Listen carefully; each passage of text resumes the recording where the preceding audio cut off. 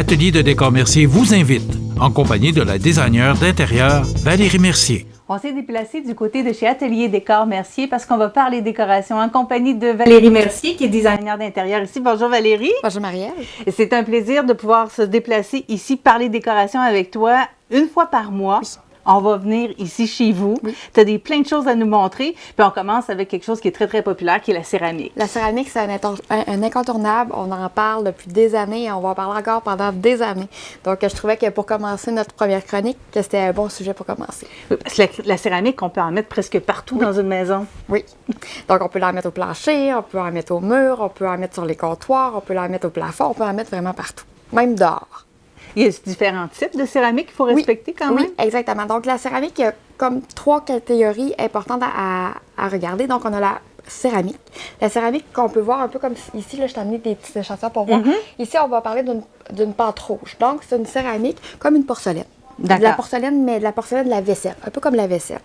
On a à côté ici, juste ici, ça va être de la porcelaine émaillée. Donc, la porcelaine émaillée, donc c'est cuit à plus haute densité, donc c'est beaucoup plus résistant.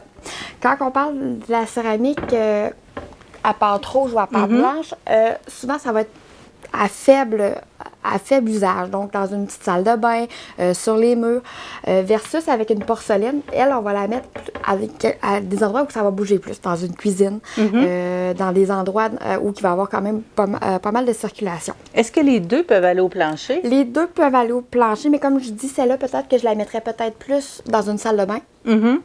Mais encore là, on essaie de prendre pour le plancher un peu plus de la porcelaine, surtout que maintenant, on va avec des grands formats. Ah, oui, c'est vrai. Exactement. On a aussi la pleine pâte. Donc, la céramique, je ne sais pas si tu vois que le motif se poursuit sur le côté. Exactement. Oui. Donc, ça, c'est le plus haut grade de céramique. Donc, c'est vraiment pour les gros usages commerciaux, donc les concessionnaires auto, qu'on va mettre des véhicules dessus ou des choses comme ça. Donc, vraiment pour le commercial lourd un petit peu plus. D'accord. Ensuite, quand on parle de céramique, on a plusieurs avantages à mettre ça. Donc, c'est facile d'entretien. Bien sûr. C'est très, très, très durable. Donc, c'est un des produits, quand on met sur un plancher, qu'on n'a pas à s'inquiéter qu'est-ce qui peut arriver au niveau de l'usure du plancher. C'est sûr que... Contrairement au plancher de bois, où on va avoir besoin de retravailler parce que le bois, c'est une matière qui est vivante. Exactement. Puis, un vinyle ou peu importe, tout dépendamment si on a des roulettes de travail ou peu importe. Ça peut renfoncer. Un petit peu plus. Aussi, c'est très résistant à l'humidité, donc c'est pour ça qu'on va aussi la mettre beaucoup dans les douches. Donc, on va faire des murs de douche avec la céramique. Est-ce que ça prend un traitement spécial quand on met ça dans une douche? Quand on met dans une douche, qu'est-ce qu'on va avoir comme ça va être sur le mur, la préparation du mur qu'on va devoir faire. D'accord. Dans une chronique un petit peu plus tard, je vous expliquerai comment faire une douche. Donc, je vous expliquerai les étapes à suivre à ce moment-là. Des inconvénients à la céramique, on va dire que c'est dur pour les pieds. Donc, quelqu'un qui est toujours debout va peut-être trouver un petit peu ça un petit peu plus dur puis fatigant à la longue. Le son. Donc, le son, c'est pas une texture qui va absorber le son, donc ça va la refléter. Si on marche avec des talons là-dessus, on va l'entendre. Exactement. Oui. Même chose avec le côté froid. Donc, si on ne met pas de plancher chauffant en dessous de notre céramique, la surface va rester très, très froide. Oui, surtout dans la salle de bain. Surtout dans la salle de bain, dans une cuisine ou peu importe, où on marche souvent nu-pied, bien souvent, on va le ressentir, surtout dans les bords des portes patio ou des choses comme ça. C'est bien à savoir. Il y a plusieurs choix. Quand on choisit une céramique, on peut se fier à la couleur. Oui. Donc, ça c'est inévitable. La couleur, qu'on aille dans les gris, dans les beiges, dans les colorés, c'est un des choix qu'on va faire. Il y a la dimension. Comme je parlais tout à l'heure, on va de plus en plus vers des grands formats. Avant, on parlait beaucoup de 13-13. Donc, c'est ça qu'on voyait beaucoup il y a une quinzaine, même une vingtaine d'années. C'est à peu près comme ça, 13-13? 13-13, non, c'est même plus petit. C'est la moitié de ça. Ah, OK. Donc, 12-12, 13-13, c'est ce qu'on voyait beaucoup. Il y a à peu près une dizaine d'années, même un petit peu plus, ça fait déjà 13 ans que je suis dans le domaine, puis quand je suis commencée, il y en avait déjà plusieurs. On parlait de 12-24. Donc, 12-24, je vous dirais que présentement, quand on parle de céramique, c'est mon format le plus populaire. Donc, c'est lui qu'on va mettre un peu plus partout. Par la suite, on a grandi. On est maintenant beaucoup avec la 24-24. Je vous dirais que le format le plus demandé présentement, c'est de la 24-24. Mais c'est pas facile à placer.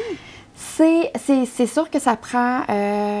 c'est pas plus vite parce que c'est plus grand. Oui. Mais si on fait une bonne préparation de plancher, qu'on utilise des outils comme des clips, donc pour s'assurer que toutes les céramiques sont égales, habituellement, le travail va être bien fait. C'est bon à savoir. Puis ça, c'est 24-24. C'est ça que j'ai mis sur la table parce que c'est facile à présenter. Mais il y a aussi du 36-36, 24-48, donc 2 fois ça qui équivaut à une tuile.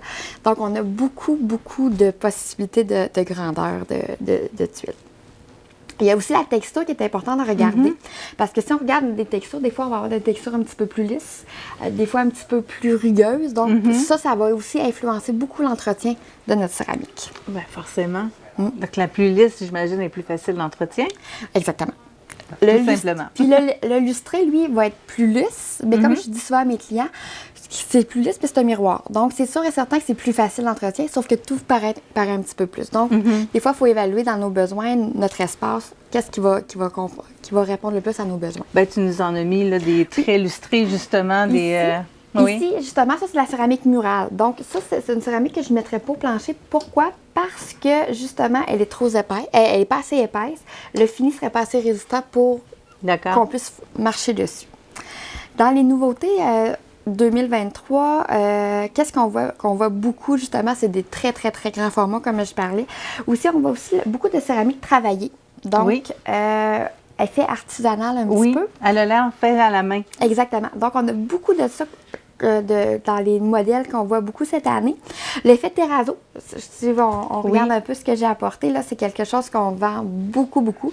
On a des terrazzo un petit peu plus neutres, puis on a des terrazzo un petit peu plus colorés. Puis, j'ai pas pris la plus colorée. Il y en a des beaucoup plus colorées, mais c'est un beau modèle qui peut se démarquer dans une pièce. Niveau de couleur, dans les dernières années, on voyait beaucoup des effets marbre, du gris d'effet béton. Là, dans les derniers temps, on voit beaucoup, beaucoup de couleurs arriver, des motifs, tout ça. Donc, c'est pour ça aussi que je vous ai mis ça sur la table pour vraiment vous montrer qu'on peut se laisser aller un petit peu plus ces temps-ci. Donc, ça va mettre un petit peu plus de lumière, peut-être, dans les maisons. Exactement, un petit peu plus. On est un peu tanné de la froideur du blanc. Donc là, tranquillement, pas vite, on revient avec un petit peu plus de coloris. Et Valérie, quand on parle de céramique, on parle de coulis aussi? Oui, les coulis. Donc, on a plusieurs sortes de coulis qui peuvent se mettre et ils ont toutes des particularités différentes. Donc, le coulis ordinaire, qu'on appelle le coulis avec sable, va être un coulis, on le dit, avec du sable, qui va se mettre au plancher. Au mur, on met rarement du coulis avec sable parce que le fini lustré des tuiles, si c'est pas fait pour le plancher, il va avoir tendance à graffiner.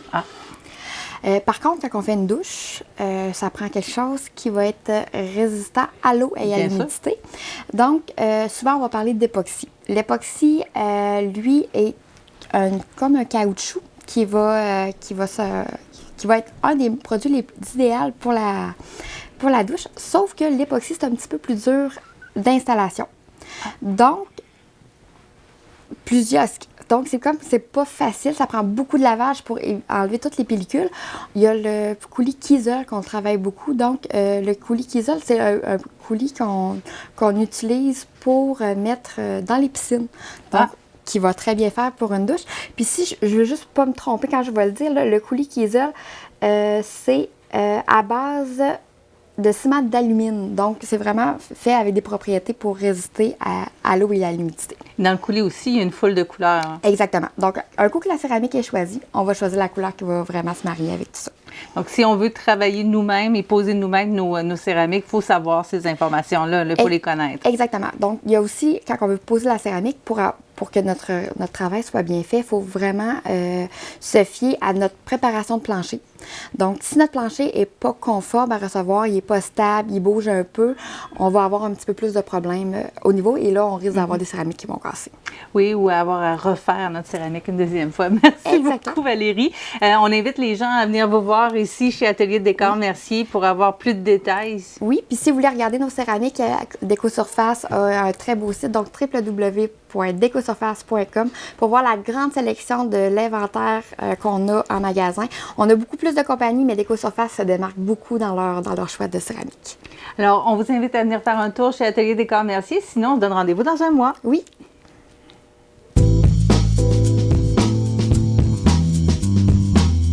Atelier de décor Mercier vous invite, en compagnie de la designer d'intérieur Valérie Mercier.